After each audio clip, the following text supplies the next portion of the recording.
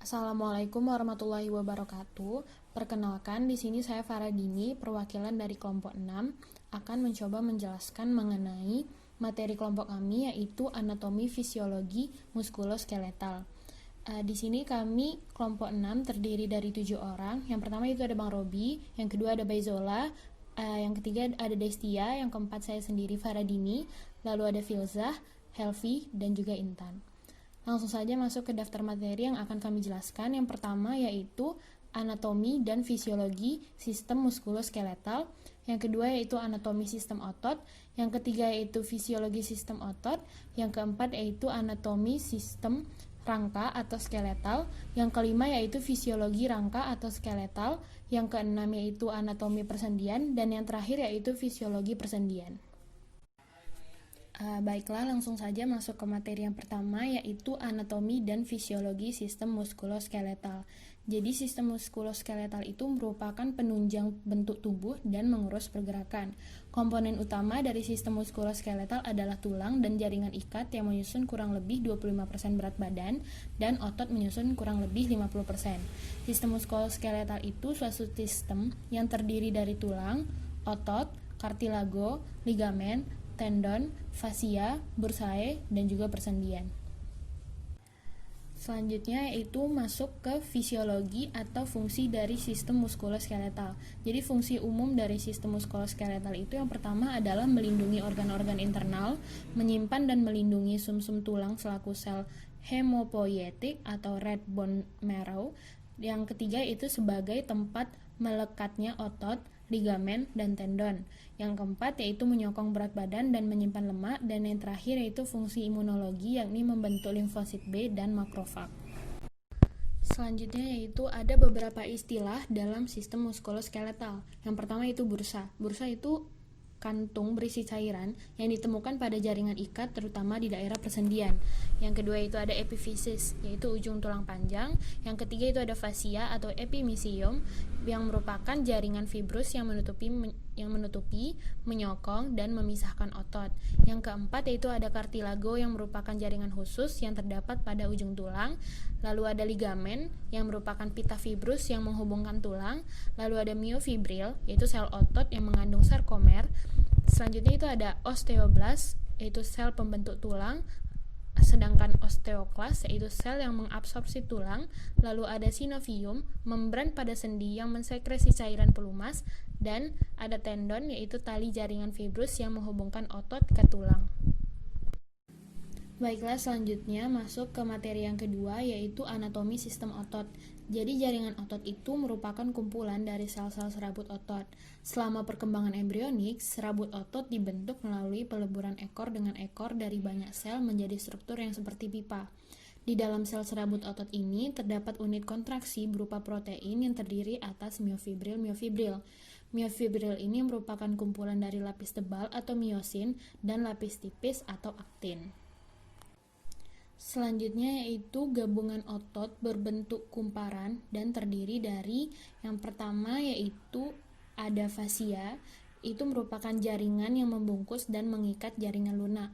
Fungsi fascia yaitu mengelilingi otot, menyediakan tempat tambahan otot, dan memungkinkan struktur bergerak satu sama lain. Yang kedua itu ada ventricle yang merupakan bagian tengah yang menggembung. Yang ketiga itu ada tendon atau urat otot, yaitu kedua ujung yang mengecil, tersusun dari jaringan ikat dan bersifat liat. Selanjutnya yaitu masuk ke sifat otot. Jadi otot itu memiliki beberapa karakter. Yang pertama yaitu kontraktibilitas, di mana serabut otot berkontraksi dan menegang, yang dapat atau mungkin juga tidak melibatkan pemendekan otot. Yang kedua itu ada eksitabilitas, di mana serabut otot akan merespons dengan kuat jika distimulasi oleh impuls saraf. Yang ketiga itu ada ekstensibilitas, di mana serabut otot memiliki kemampuan untuk meregang melebihi panjang otot saat rileks. Yang keempat yaitu ada elastisitas, yaitu kemampuan otot untuk kembali pada ukuran semula. Selanjutnya yaitu ada sifat kerja otot. Jadi sifat kerja otot itu dibagi dua, ada antagonis dan juga ada sinergis. Antagonis yaitu dua otot atau lebih yang bekerja pada suatu sendi dan saling berlawanan arahnya, sehingga gerakannya saling menghambat. Jika salah satu otot berkontraksi, maka otot yang lainnya relaksasi. Contohnya terdapat pada otot lengan atas yang berfungsi menggerakkan lengan bawah. Sedangkan kerja otot sinergis itu dua otot atau lebih yang bekerja pada satu sendi dan saling membantu, sehingga memberikan gerakan searah. Contohnya terdapat pada gerak otot pronator teres dan quadratus yang menimbulkan gerakan menelungkup dan menengadah pada telapak tangan. Baiklah, selanjutnya yaitu pembentuk otot manusia. Jadi bagian-bagian otot pembentuk tubuh manusia yaitu yang pertama ada sarkolema. Sarkolema itu adalah membran yang melapisi suatu sel otot yang fungsinya sebagai pelindung otot. Yang kedua itu ada sarkoplasma yang merupakan cairan sel otot yang fungsinya untuk tempat di mana miofibril dan miofilamen berada. Yang ketiga itu ada miofibril yang merupakan serat-serat pada otot dan ada miofilamen yang merupakan benang-benang atau filamen halus yang berasal dari miofibril. Selanjutnya yaitu mekanisme kontraksi otot. Jadi kontraksi terjadi berdasarkan adanya dua set filamen di dalam sel otot kontraktil yang berupa filamen aktin dan miosin. Ketika otot berkontraksi, aktin dan miosin bertautan dan saling menggelincir satu sama lain, sehingga sarkomer pun juga memendek. Dalam otot terdapat zat yang sangat peka terhadap rangsang disebut asetilkolin. Otot yang terangsang menyebabkan asetilkolin terurai membentuk miogen yang merangsang pembentukan aktomiosin. Hal ini menyebabkan otot berkontraksi sehingga otot yang melekat pada tulang bergerak. Saat berkontraksi, otot membutuhkan energi dan oksigen. Oksigen diberikan oleh darah sedangkan energi diperoleh dari penguraian ATP dan kreatin fosfat. ATP terurai menjadi ADP ditambah energi, selanjutnya ADP terurai menjadi AMP ditambah energi. Kreatin fosfat terurai menjadi kreatin tambah fosfat tambah energi. Selanjutnya yaitu masuk ke bagian dan lapisan otot. Jadi yang pertama itu ada otot-otot punggung. Di otot-otot punggung ini yang pertama ada spina erector yang terdiri dari massa serat otot yang berasal dari belakang sakrum dan bagian perbatasan dari tulang innominate dan melekat ke belakang kolumna vertebra atas. Yang kedua itu adalah stimus dorsi yang merupakan otot datar yang meluas pada belakang punggung. Yang kedua itu ada otot-otot tungkai yang terdiri dari gluteus maximus, gluteus medius, dan gluteus minimus yang merupakan otot-otot dari bokong. Yang ketiga itu ada otot-otot di leher yang dibagi menjadi 3 bagian. Yang pertama ada musculus platysma yang terdapat di bawah kulit dan wajah. Lalu ada musculus sternocleidomastoideus yang terdapat pada permukaan lateral mastoidebus osis temporalis dan setengah lateral linea nuchalis superior yang berfungsi memiringkan kepala ke satu sisi. Yang ketiga itu ada musculus longissimus capitis yang terdiri dari splenius dan semispinalis capitis yang berfungsi laterofleksi dan ekserositas kepala dan leher ke sisi yang sama. Yang keempat itu ada otot-otot di bahu. Jadi otot di bahu ini hanya meliputi sebuah sendi saja dan membungkus tulang pangkal lengan dan skapula. Yang terdiri dari yang pertama itu ada musculus deltoid atau otot segitiga, lalu ada musculus subscapularis atau otot depan skapula, lalu ada musculus supraspinatus atau otot atas skapula, lalu ada musculus infraspinatus atau otot bawah skapula, lalu ada musculus teres major atau otot lengan bulat besar, dan musculus teres minor atau otot lengan bulat kecil. Selanjutnya masuk ke klasifikasi atau jenis otot. Yang pertama itu berdasarkan bentuk dan cara kerja. Jadi terdapat 3 jenis otot yang ditemukan pada vertebrata. Yang pertama itu ada otot rangka, otot jantung, dan otot polos. Jadi yang pertama itu otot rangka. Jadi otot rangka atau otot lurik ini memiliki garis gelap dan terang sehingga disebut otot serat lintang. Sel-sel otot lurik berbentuk silindris dan mempunyai banyak inti di tepi. Cara kerja otot lurik dikendalikan oleh otak sehingga disebut otot sadar. Otot lurik terdapat pada otot lengan, otot paha, otot perut, otot dada, dan otot pipi. Yang kedua itu ada otot polos. Otot polos ini berinti satu, berbentuk gelondong dengan kedua ujung meruncing, bekerja secara tidak sadar atau otonom, lambat, tidak cepat lelah. Otot ini terletak di organ dalam tubuh, misal pada organ pencernaan, kelamin, ekskresi, dan pembuluh darah. Lalu yang ketiga itu ada otot jantung. Otot jantung ini tersusun dari sel-sel otot yang mirip dengan otot luring, tetapi otot jantung mempunyai percabangan. Otot jantung bekerja di luar kehendak kita atau di luar perintah otak, tetapi dipengaruhi oleh saraf otonom atau saraf tak sadar. Gerakan otot jantung teratur dan tahan kelelahan. Baiklah, selanjutnya masuk ke klasifikasi otot yang berdasarkan letak otot di tubuh. Jadi yang pertama itu ada otot bagian kepala. Di otot bagian kepala ini dibagi menjadi 5 bagian. Yang pertama itu ada otot pundak kepala, yang dibagi lagi menjadi 2 bagian. Ada musculus frontalis dan juga ada occipitalis. Sedangkan yang kedua itu ada otot wajah, yang dibagi menjadi beberapa bagian. Yang pertama itu ada otot mata dan otot bola mata, lalu ada musculus obliges oculi atau otot bola mata, lalu ada musculus orbicularis oculi atau otot lingkar mata, dan ada musculus levator palpebra superior. Yang ketiga itu ada otot mulut atau bibir dan di pipi, yang terbagi menjadi musculus triangularis dan musculus orbicularis oris atau otot sudut mulut. Lalu ada musculus quadratus labii superior atau otot bibir atas, lalu ada musculus quadrus labii inferior, lalu ada musculus buccinator dan musculus zygomaticus atau otot pipi. Lalu ada di otot bagian kepala ini ada otot pengunyah yang terbagi menjadi musculus masseter, musculus temporalis, dan musculus pterygoid internus dan externus. Lalu ada otot lidah yang terbagi menjadi musculus genioglossus dan musculus styloglossus. Lalu yang kedua itu ada otot bagian leher. Otot bagian leher dibagi menjadi 3 bagian. Ada musculus platysma yang terdapat di samping leher yang menutupi sampai bagian dada. Lalu ada musculus sternocleidomastoid yang terdapat di samping kiri dan kanan leher yang berfungsi menarik kepala ke samping kiri kanan dan memutar kepala.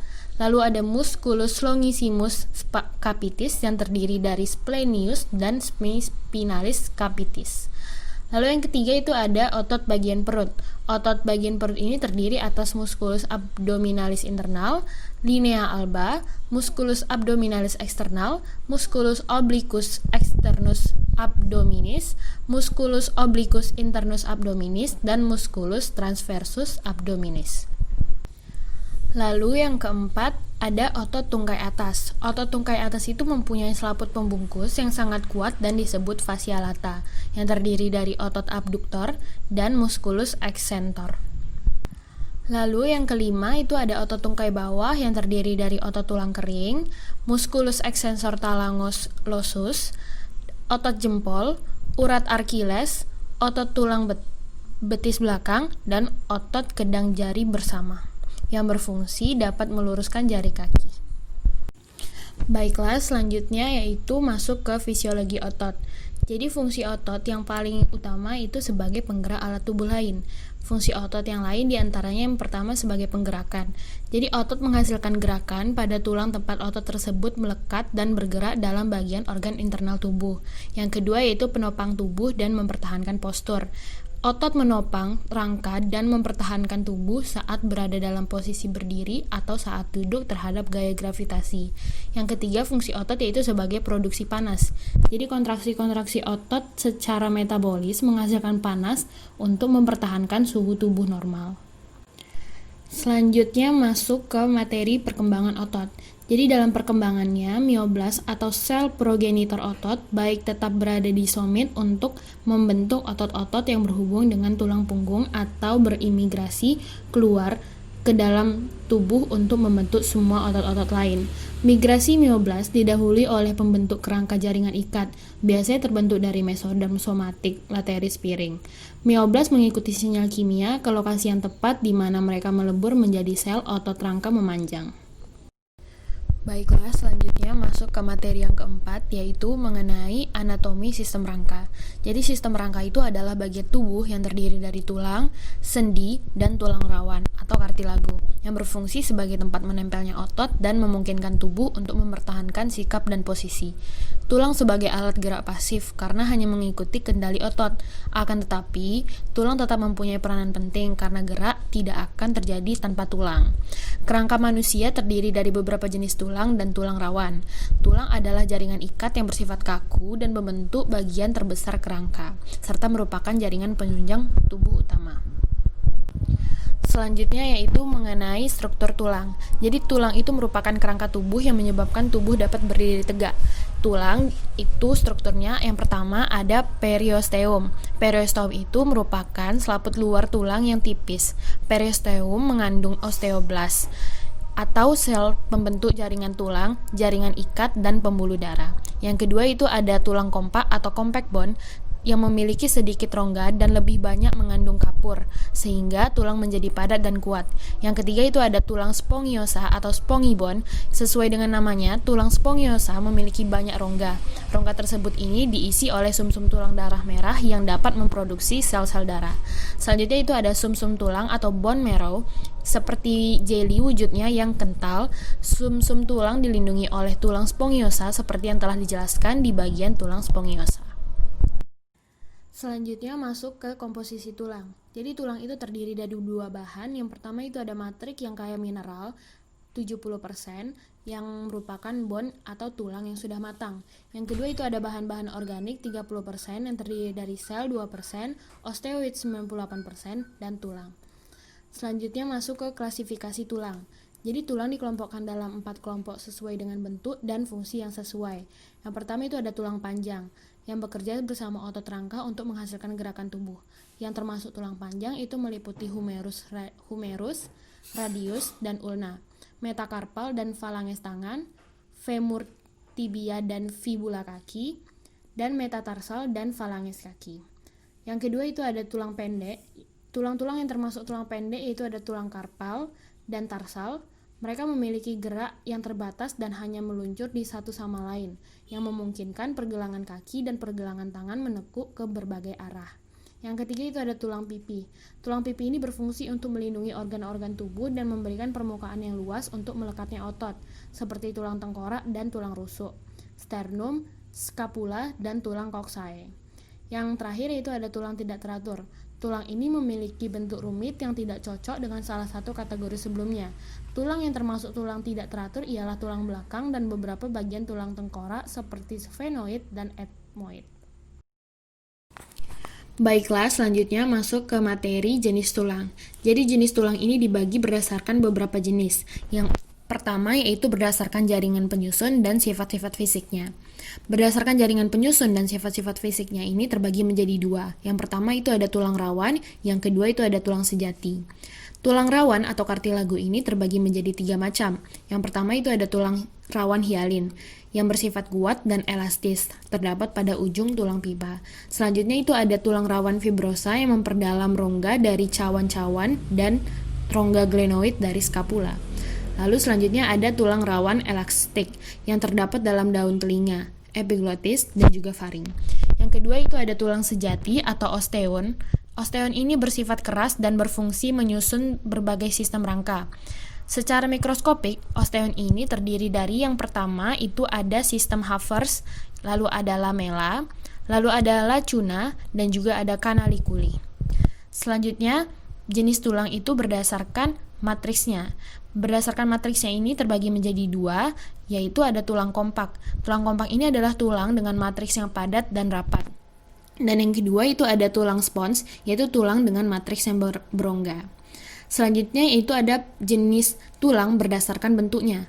Kalau berdasarkan bentuknya itu terbagi menjadi 5, ada ossa longa atau tulang pipi atau panjang, lalu ada ossa brevia, tulang pendek, selanjutnya ada ossa plana atau tulang pipi, lalu ada ossa irregular atau tulang tak beraturan, dan juga ada ossa pneumatica atau tulang berongga udara.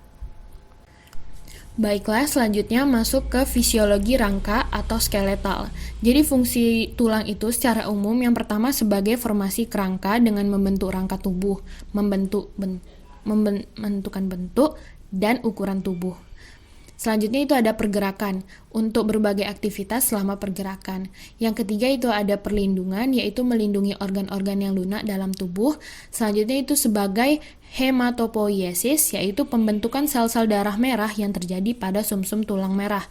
Selanjutnya itu ada sebagai tempat menyimpan mineral antara lain kalsium dan fosfor.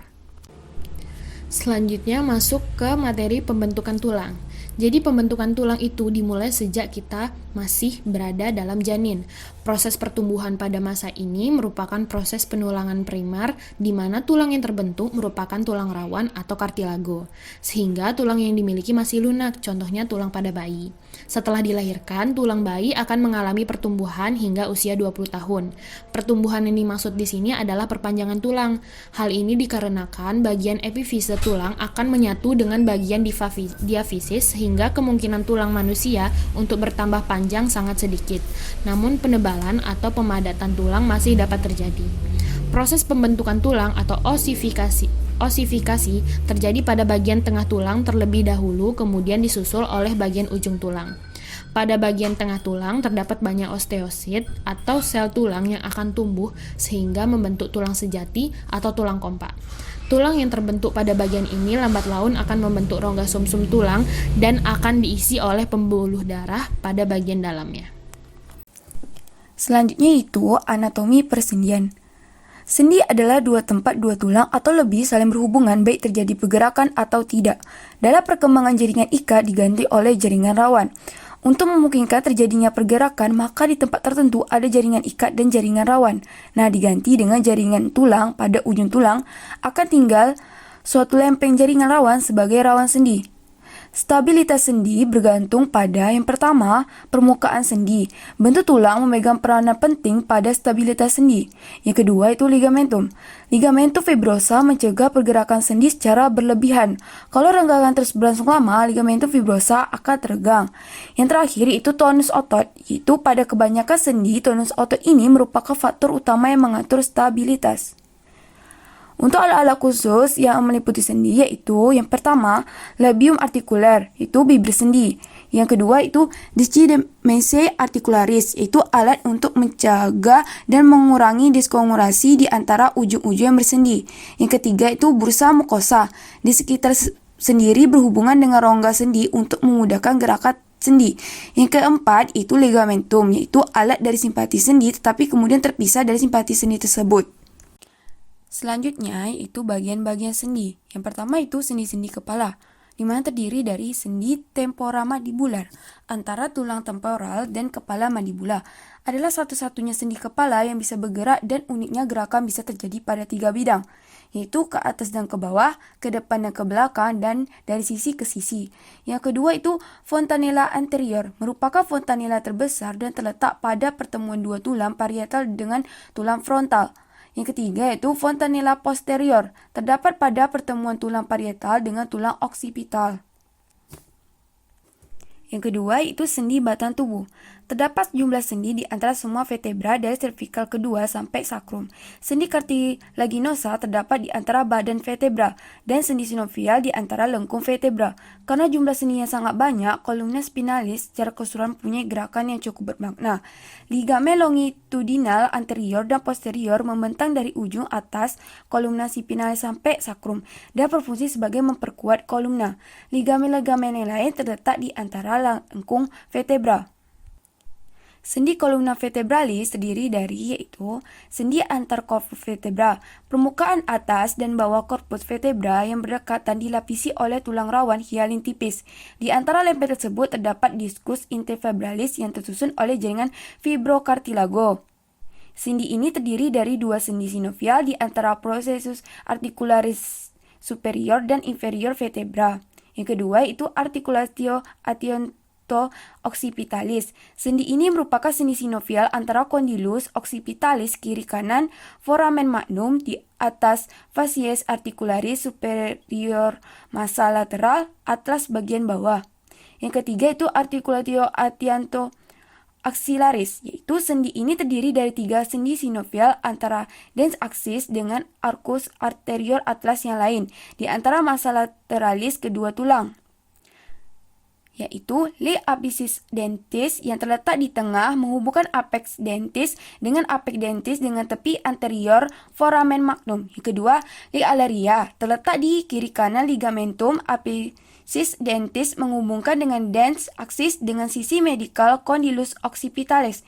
Yang terakhir itu le cruciform antiantis terdiri dari le transversum antiantis yang kuat dengan vasculi longitudinalis yang lemah. Ujung transversum melekat pada bagian dalam massa atlas dan mengikat aksis. Selanjutnya itu sendi anggota gerak atas, terdiri dari sendi pergelangan bahu. Yang pertama itu sternoclavicular. Sendi ini adalah hubungan antara gelang bahu, batang badan antara pars sternalis clavicula manubrium sterni rawan iga 1. Sebelah atas berhubungan dengan clavicula dan sebelah bawah dengan sternum. Alat-alat khususnya itu yang pertama, capsula articularis yaitu jaringan fibrosa sekeliling sendi, ligamentum sternoclavicular yang menghubungkan ujung medialis clavicula dengan manubrium sterni. Yang ketiga, ligamentum interclavikular menghubungkan kedua ujung clavicula dengan ujung cranialis sternum. Yang keempat, ligamentum costaclavicular menghubungkan tuberositas costalis clavicula dengan rawan iga 1. Yang kelima yaitu discus articularis terletak antara permukaan sendi sternalis clavicula melekat pada tepi atas belakang permukaan sendi clavicula. Yang kedua itu arch acromioclavicular. Sendi ini merupakan hubungan antara extremitas acromialis dan clavicula. Alat-alat khususnya terdiri dari capsula articularis terletak di atas dan di bawah, ligamentum acromioclavicularis superior dan inferior. Yang kedua itu ligamentum acromioclavicularis superior, yaitu menghubungkan bagian atas ekstremitas acromialis clavicularis dengan permukaan atas acromion. Yang ketiga itu ligamentum acromioclavicularis inferior di bawah articulatio acromioclavicularis. Yang keempat itu ligamentum clavicularis, yaitu menghubungkan processus coracoides dengan tuberositas coracoclavicula. Yang terakhir itu ligamentum trapezoideum, yaitu bagian anterior dan lateral. Yang ketiga itu arch humeri. Persini ini merupakan sendi peluru karena caput humeri merupakan sebuah bola yang melekat pada bagian dalam bidang scapula dengan caput humeru. Gerakan yang terjadi pada articulated humeri dapat terjadi melalui yang pertama, gerakan antefleksi dan retrofleksi. Gerakan berlangsung sekeliling sumbu dengan gerakan horizontal. Yang kedua itu gerakan abduksi dan aduksi. Gerakan yang berlangsung dalam bidang skapula sekeliling sumbu, gerak yang sagittalis dan tegak lurus dalam bidang skapula. Yang terakhir itu gerakan rotasi, gerak sekeliling sumbu yang memajang pada sumbu humerus. Ketiga, sumbu gerak berpotongan tegak lurus di caput humeri. Yang kedua itu sendi siku atau arch cubiti. Bagian ini merupakan articulatio composita. Pada sumbu ini bertemu humerus, ulna, dan radius. Sedangkan menurut faalnya, sendi ini merupakan suatu sendi ensel yang terdiri dari 3 bagian, yaitu arch humerolunaris, sendi antara trochlea humeri, dan incisura semilunaris ulnae.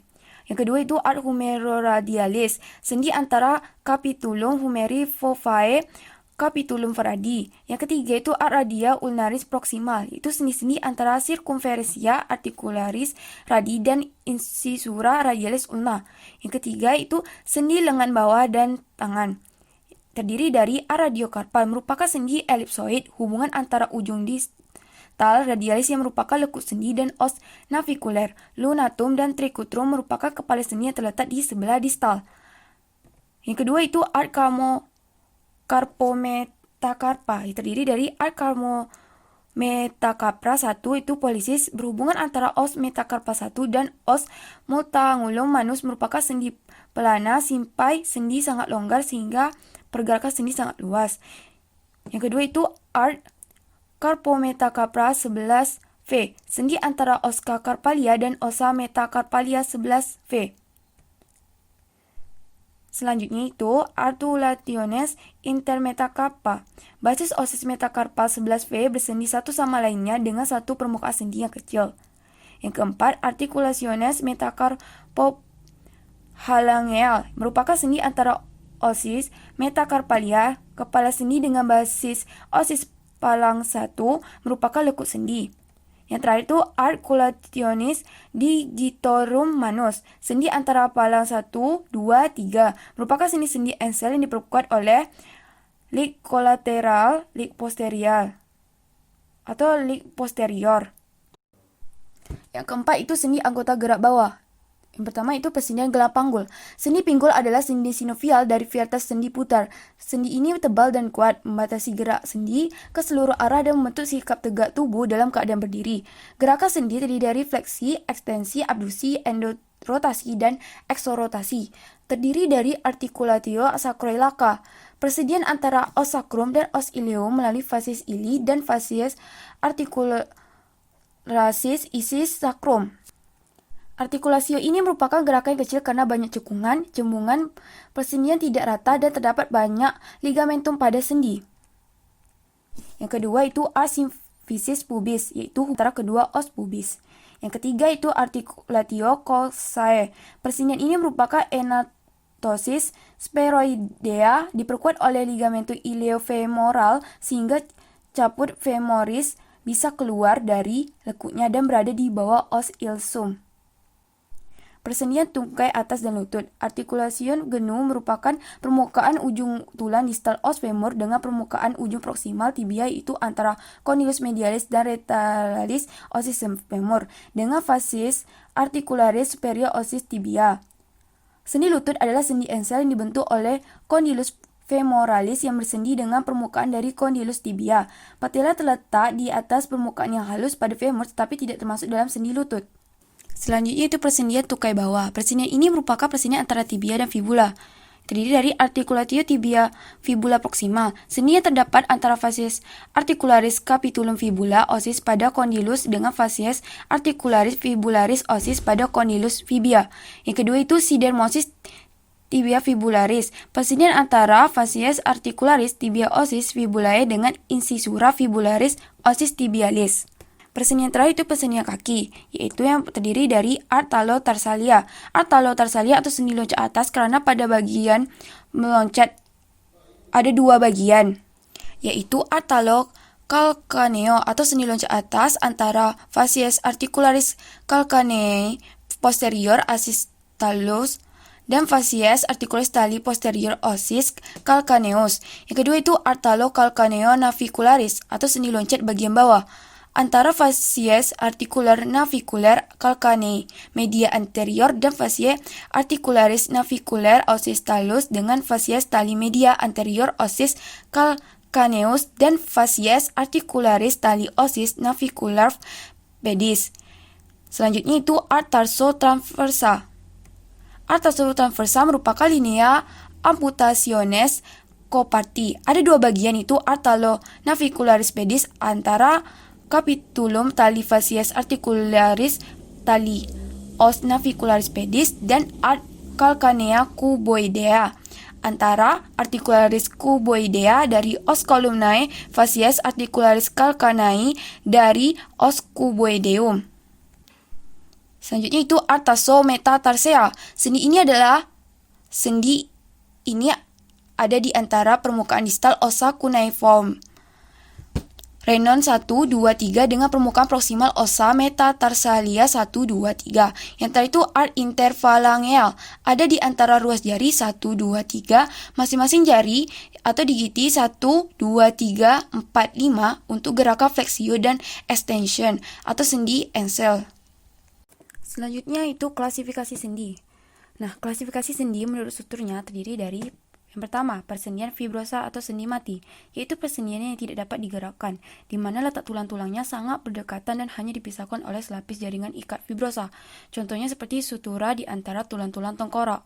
Yang kedua itu persendian cartilago atau sendi yang bergerak sedikit, yaitu persendian yang tidak memiliki rongga sendi dan diperkokoh dengan jaringan cartilago. Yang ketiga itu pergelangan dari sendi ini terbatas, di mana tulang-tulangnya dihubungkan oleh tulang rawan hyalin, contohnya seperti tulang iga. Persendian sinovial atau sendi yang bergerak bebas itu persendian yang memiliki rongga sendi dan diperkokoh dengan kapsul dan ligamen artikular yang membungkusnya. Pergerakan bebas contohnya seperti sendi bahu dan panggul, siku dan lutut, sendi pada tulang-tulang jari tangan dan kaki, dan pergelangan tangan dan kaki. Selanjutnya itu klasifikasi sendi menurut fungsinya. Terdiri dari sendi sinatrosis atau sendi mati. Secara struktural, persendian ini dibungkus dengan jaringan ikat fibrosa atau kartilago, yaitu terdiri dari sutura adalah sendi yang dihubungkan dengan jaringan ikat fibrosa rapat dan hanya ditemukan pada tulang tengkorak. Contoh sutura adalah seperti sutura sagital dan sutura parietal. Yang kedua itu sinkondrosis adalah sendi yang tulang-tulangnya dihubungkan dengan kartilago hialin. Salah satu contohnya adalah lempeng epifisis sementara antara epifisis dan diafisis pada tulang panjang seorang anak. Saat sinkondrosis sementara berossifikasi, maka bagian tersebut dinamakan sinostosis. Yang kedua itu amfiartrosis adalah sendi dengan pergerakan terbatas yang mungkin terjadinya sedikit gerakan sebagai respons terhadap torsi dan kompresi. Terdiri dari simfisis adalah sendi yang kedua tulangnya dihubungkan dengan diskus kartilago. Contoh simfisis adalah simfisis pubis antara tulang-tulang pubis dan diskus intervertebralis antara badan vertebra yang berdekatan. Yang kedua itu sindesmosis terbentuk saat tulang-tulang yang berdekatan dihubungkan dengan serat-serat jaringan ikat kolagen. Contoh sindesmosis dapat ditemukan pada tulang yang terletak bersisian dan dihubungkan dengan membran interoseus seperti pada tulang radius dan ulna serta tibia dan fibula. Yang ketiga itu gomposis adalah sendi di mana tulang berbentuk kerucut masuk dengan pas dalam kantong tulang, seperti pada gigi yang tertanam pada alveoli atau kantong tulang rahang. Pada contoh tersebut, jaringan ikat fibrosa yang terlihat adalah ligamen periodontal. Yang terakhir itu diartrosis, adalah sendi yang dapat bergerak bebas, disebut juga sendi sinovial, atau berasal dari kata Yunani yang berarti dengan telur. Sendi ini memiliki rongga sendi yang berisi cairan sinovial, suatu kapsul sendi atau artikular yang menyambung kedua tulang, dan ujung tulang pada sendi sinovial dilapisi kartilago artikular. Terdiri dari lapisan terluar kapsul sendi terbentuk dari jaringan ikat fibrosa rapat berwarna putih yang membanyak sampai bagian periosteum tulang yang menyatu pada sendi, di mana ligamen adalah penebalan kapsul yang berfungsi untuk menopang kapsul sendi dan memberikan stabilitas. Ligamen dapat menyatu dalam kapsul atau terpisah dari kapsul melalui invaginasi kapsul. Yang kedua itu lapisan terdalam kapsul sendi adalah membran sinovial yang melapisi keseluruhan sendi, kecuali pada kartilago artikular. Membran sinovial mensekresi cairan sinovial, materi kental jernih seperti putih telur. Materi ini terdiri dari 95% air dengan pH 7,4 dan merupakan campuran polisakarida, protein, dan lemak. Cairan sinovial berfungsi untuk melumasi dan memberikan nutrisi pada permukaan kartilago artikular. Pada beberapa sendi sinovial, seperti persendian lutut, terdapat diskus artikular atau meniskus fibrokartilago. Diskus artikular memodifikasi bentuk permukaan tulang yang berartikulasi untuk mempermudah gerakan, memperbesar stabilitas, atau untuk meredam gocangan. Cedera pada diskus artikular lutut biasanya disebut robekan kartilago. Nah, yang keempat itu bursa, adalah kantong tertutup yang dilapisi membran sinovial dan ditemukan di luar rongga sendi. Kantong ini terletak di antara tendon atau otot yang mungkin juga dapat ditemukan di area percabangan tendon atau otot di atas tulang yang menonjol atau secara subkutan jika kulit terpapar pada friksi seperti pada siku atau tempurung lutut. Selanjutnya itu klasifikasi persendian sinovial, didasarkan pada bentuk permukaan yang berartikulasi, di mana dia terdiri dari sendi spheroidal. Nah, sendi spheroidal ini terdiri dari sebuah tulang dengan kepala berbentuk bulat yang masuk dengan pas ke dalam rongga berbentuk cangkir pada tulang lain. Contohnya adalah sendi panggul serta sendi bahu. Yang kedua itu sendi engsel. Permukaan konveks sebuah tulang masuk dengan pas pada permukaan konkav tulang kedua. Sendi ini memungkinkan gerakan ke satu arah saja dan dikenal sebagai sendi uniaksial. Contohnya adalah persendian pada lutut dan siku. Yang ketiga itu sendi kisar atau pivot joint. Adalah tulang berbentuk kerucut yang masuk dengan pas ke dalam cekungan tulang kedua dan dapat berputar ke semua arah. Sendi ini merupakan sendi uniaksial yang memungkinkan terjadinya rotasi di sekitar akse sentral, misalnya persediaan tempat tulang atlas berotasi di sekitar prosesus odontoid aksis dan persendian antara bagian kepala proksimal, tulang radius, dan ulna. Yang keempat itu persendian kondyloid, terdiri dari sebuah konilus oval, suatu tulang yang masuk dengan pas ke dalam rongga berbentuk elips di tulang kedua. Contohnya adalah seperti sendi antar tulang radius dan tulang karpal serta sendi antara kondilus, occipita tengkorak, dan atlas. Yang kelima itu sendi plana. Permukaan tulang yang berartikulasi berbentuk konkav di satu sisi dan konveks pada sisi lainnya, sehingga tulang tersebut akan masuk dengan pas ke dalam permukaan tulang kedua yang bentuk konveks dan konkavnya berada pada sisi berlawanan. Persendian ini adalah sendi kondyloid yang termodifikasi sehingga memungkinkan gerakan yang sama. Satu-satunya sendi plana sejati yang ada di dalam tubuh adalah persendian antara tulang karpal dan metakarpal pada ibu jari. Yang keenam itu sendi peluru, adalah salah satu sendi yang permukaan kedua tulang yang berartikulasi berbentuk datar, sehingga memungkinkan gerakan meluncur antara satu tulang terhadap tulang lainnya. Persendian semacam ini disebut dengan sendi non-aksial, misalnya persendian intervertebra dan persendian antar tulang-tulang karpal dan tulang-tulang tarsal. Materi selanjutnya yaitu fisiologi persendian. Nah, untuk fungsi sendi secara umum sebagai titik di mana dua tulang terhubung. Di sisi lain, fungsi sendi sebagai penghubung tulang yang bertujuan menggerakkan bagian tubuh. Setiap manusia diperkirakan memiliki sendi antara 250 dan 350.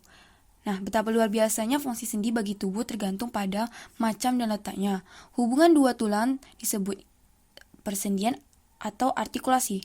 Nah, fungsi utama sendi ini itu memberikan fleksibilitas dan pergerakan pada tempatnya, juga sebagai poros anggota gerak. Selanjutnya itu pergerakan sendi. Pergerakan sendi merupakan hasil kerja otot rangka yang melekat pada tulang, yang membentuk artikulasi dengan cara memberikan tenaga.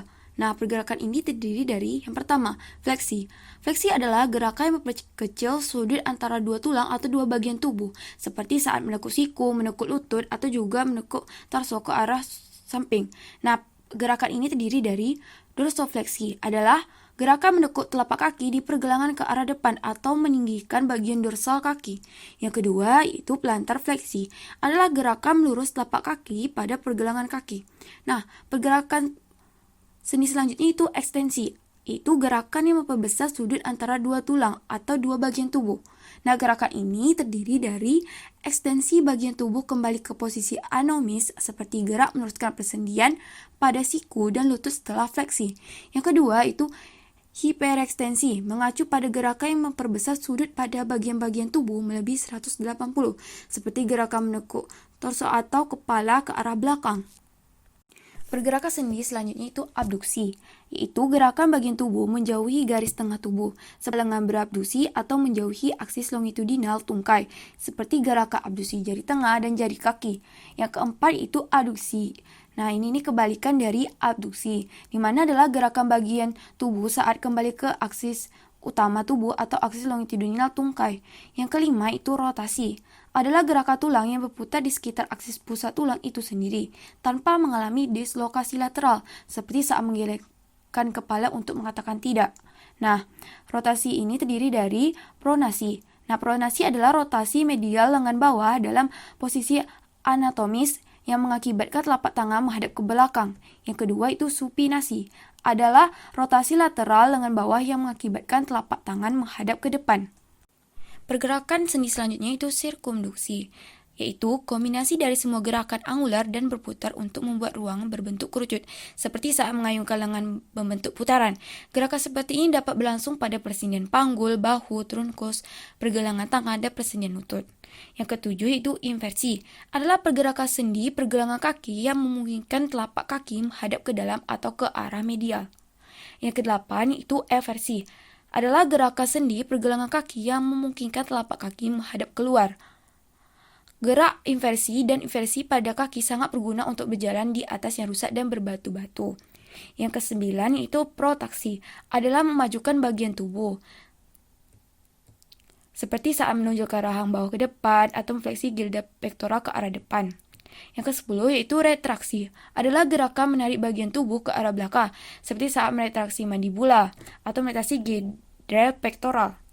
Yang ke-11 yaitu elevasi, adalah pergerakan struktur ke arah superior, seperti saat mengatuk mulut atau mengelevasi mandibula atau mengangkat bahu atau mengelevasi skapula. Yang terakhir, pergerakan terakhir yaitu depresi, adalah menggerakkan suatu struktur ke arah inferior, seperti saat membuka mulut. Demikianlah penjelasan dari kelompok kami. Lebih atau kurang mohon dimaafkan ya teman-teman. Dan terima kasih. Wabillahi taufiq walhidayah. Wassalamualaikum warahmatullahi wabarakatuh.